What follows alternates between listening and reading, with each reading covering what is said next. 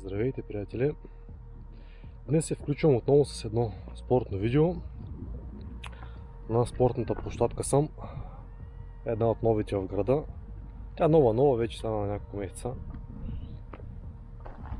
Както виждате, с новия байк, където ви правях ревюта и разходки с него. Така че първо ще го виждате в клиповете. Така, днес съм ви подготвил едно ново видео. Както виждате, предполагам от заглавието, става въпрос за едно от най-важните неща, с които човек трябва да е запознат, а това е загрявката преди да се прави каквото и да било упражнение.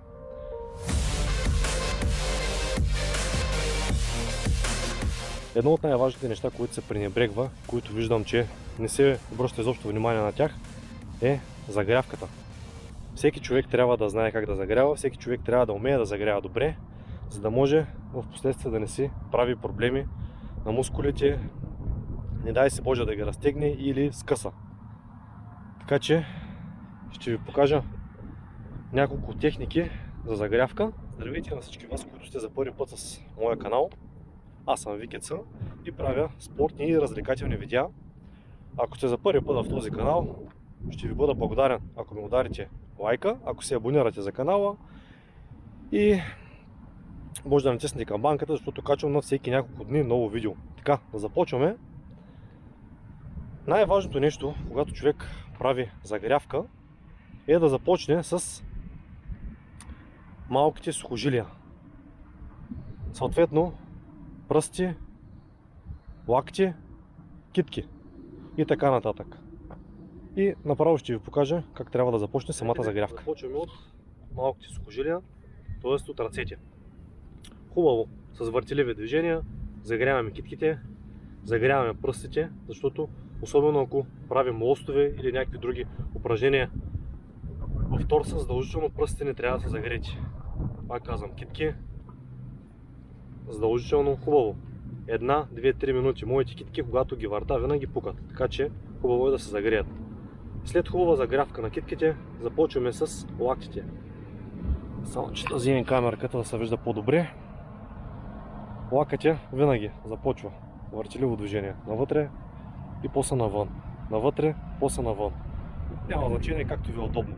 Няма някакво специално правило, така че започваме с въртеливи движения. И на другата посока задължително. След като сме загряли лакти и китки, започваме с рамената преса. Рамената преса по същия начин, въртеливи движения напред на ръката и въртеливи движения назад. Това е много важно, дори аз го правя, сега ще ви покажа с подскоци. Надявам се да се вижда.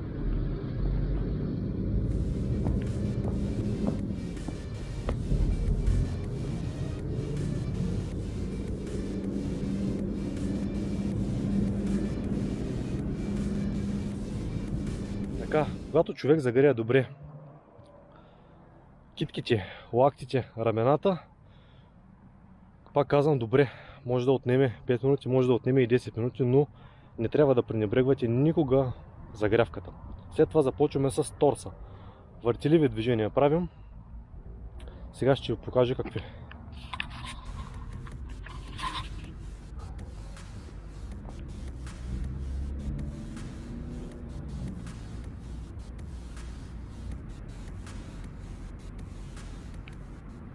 Може да въртите и в едната посока, може да въртите в двете посоки, както правя аз, както ви е по-удобно.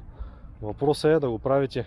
Може да ви се струва, между другото, че го правя бързо, просто в момента съм загрял добре и така да се каже, кръст не ми е разгрял. Така че може да го правите бавничко, но пак казвам, задължително трябва да го правите.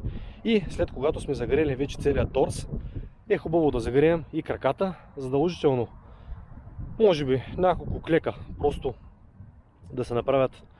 В зависимост, ако ще тренирате краката, може да направите няколко клека, съответно може да загреете добре сухожилията на краката, но и да не правите крака, е хубаво отново да бъдат поне малко те загрети. Защото, примерно, да речем, качвате се на някаква машина в фитнеса или примерно скачате на лоста, падате примерно на крак, стъпвате на криво и ако не сте загрели добре, има голяма възможност да го изкълчите. Така че ще ви покажа сега и краката как да загреем.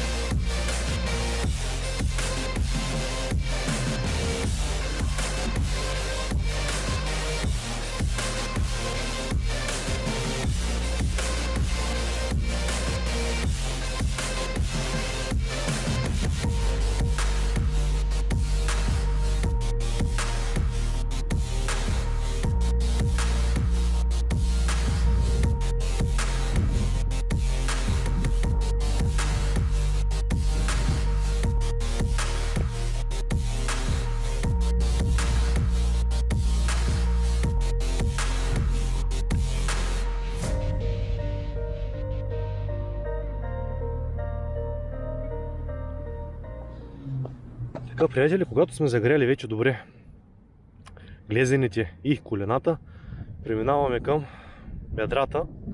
Съответно, ако имате възможност, примерно както тук, някъде да си вдигнете крака по този начин, така ще бъде доста добре, за да може да разтегнете и вътрешната част на краката, съответно и с другия крак, когато съм го дигнал, задължително и другия крак. Това е много хубаво упражнение, особено преди да започнете да правите клек, особено за женската аудитория, за да може да се разтегнат вътрешната част на бедрата, както и за мъжката аудитория, разбира се, защото повечето, както и аз в началото, докато не се бях запознал по-обстойно с загрявката, бях глътнал, както всички останали, бастун. Така че преминаваме сега към външна част и по-скоро горна част.